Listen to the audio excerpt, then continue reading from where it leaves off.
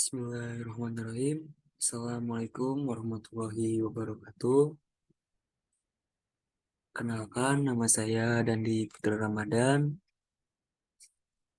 NPM saya 21104010418. Kelas reguler 3B, prodi saya Manajemen Fakultas Ekonomi dan Bisnis. UTS Studi Islam 3, Akhlak, Adab dan Hidup Mulia.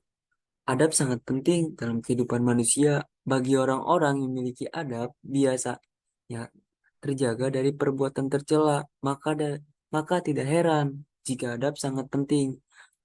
Adab tentu perlu diajarkan sedari kecil. Anak-anak yang sudah diberi bekal pelajaran mengenai adab akan tumbuh menjadi pribadi lebih baik dari teman-teman sebanyaknya. Adab tentu penting bagi manusia sebab adab merupakan salah satu bagian dari akhlak mulia yang kelak akan menuntut manusia untuk bisa menjadi pribadi yang lebih baik dan bisa menempatkan diri pada tempat maupun waktu tertentu.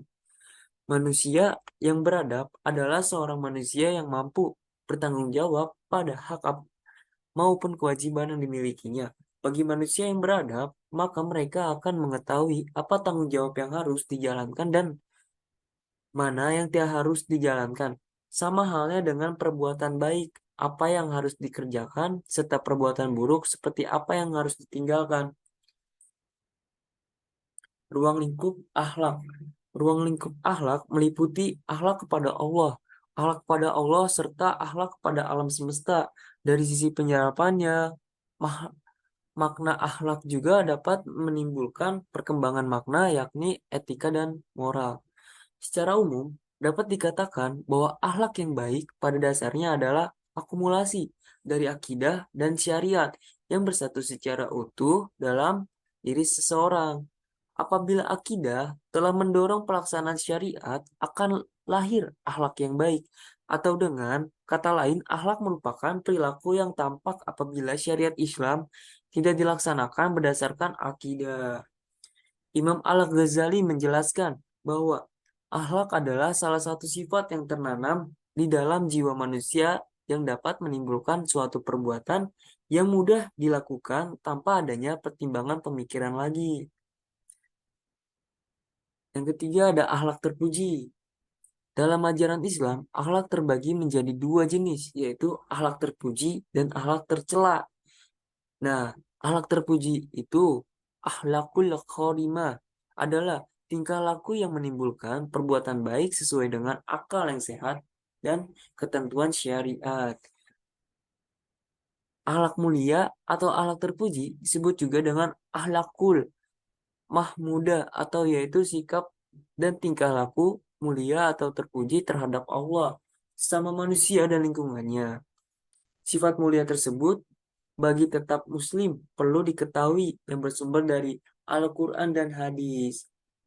Sifat terpuji sangat memberikan jaminan keselamatan kehidupan manusia dalam berhubungan dengan Allah, kehidupan pribadi, bermasyarakat, dan negara. Yang selanjutnya ada akhlak tercela disebut juga akhlakul mazmumah, yaitu sikap dan tingkah laku yang buruk terhadap Allah, sesama manusia dan makhluk lain serta lingkungan. Berdasarkan pengertian akhlak buruk, maka diharapkan agar setiap muslim menghindari sifat tercela karena ini sangat merusak kehidupan manusia baik dalam kehidupan pribadi, keluarga, bermasyarakat maupun kehidupan bernegara. Dan begitu juga hubungan dengan Allah. Selanjutnya ada akhlak kepada Allah. Akhlak kepada Allah diartikan sebagai sikap atau perbuatan yang seharusnya dilakukan oleh manusia sebagai makhluk kepada Tuhan sebagai Khalik. Dan sebagai titik tolak akhlak kepada Allah adalah pengakuan dan kesadaran bahwa tiada Tuhan melainkan Allah. Karena Allah lah yang telah menyediakan berbagai bahan dan sarana yang diperlukan sebagai kelangsungan hidup manusia seperti bahan makanan yang berasal dari tumbuh-tumbuhan, air, udara, binatang, ternak, dan lain sebagainya. Kita sebagai hambanya haruslah berakhlak serta mencintai yang telah menciptakan kita. Karena apabila kita memiliki akhlak yang baik kepada Allah Subhanahu wa taala, maka keridhaan keridoanlah yang kita dapatkan. Semoga kita termasuk golongan orang yang mencintainya. Amin ya robbal alamin. Karena Allah lah yang telah memberikan perlengkapan panca indera berupa pengendaraan, penglihatan, akal, pikiran, dan hati, sanubari di samping anggota badan yang kokoh dan sempurna kepada manusia. Selanjutnya ada akhlak kepada alam.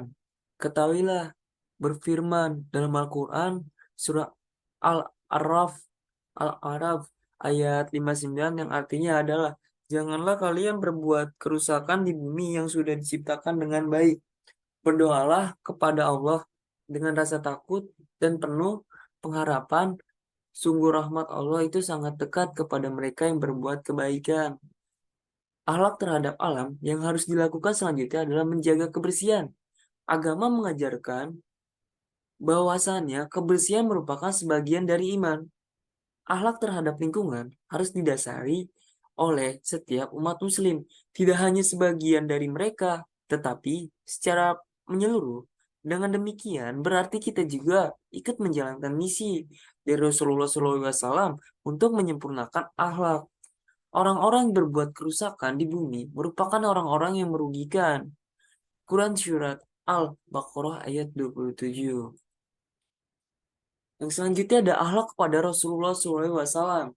Selain wajib berakhlak kepada beliau, kepada Allah Subhanahu wa Ta'ala, umat Muslim juga wajib berakhlak mulia kepada Rasulullah, karena beliau adalah kekasih Allah yang diutus untuk menyampaikan Rasulullahnya kepada umat manusia agar mereka menjalani hidup dan kehidupan sesuai pertunjukannya, sehingga meraih kebahagiaan hidup ya hakiki, baik di dunia maupun akhirat. Mencintai Rasulullah adalah wajib dan termasuk bagian dari iman. Semua orang Islam mengimani bahwa Rasulullah SAW adalah hamba Allah dan utusannya. Makna mengimani ajaran Rasulullah SAW adalah menjalankan ajarannya, menaati perintahnya, ahlus sunnah mencintainya Rasulullah Shallallahu Alaihi Wasallam dan mengagungkannya sebagai para sahabat beliau, mencintai beliau lebih dari kecintaan mereka kepada diri mereka sendiri dan keluarga mereka. Sebagaimana sabda Rasulullah SAW yang artinya tidak beriman salah seorang di antara kamu sehingga aku lebih dicintai olehnya daripada dirinya sendiri, orang tuanya, anaknya, dan manusia semuanya. Habis riwayat Bukhari Muslim. Mungkin sekian dari presentasi saya dan di Putar Ramadan. Kurang lebihnya mohon maaf. Wassalamualaikum warahmatullahi wabarakatuh.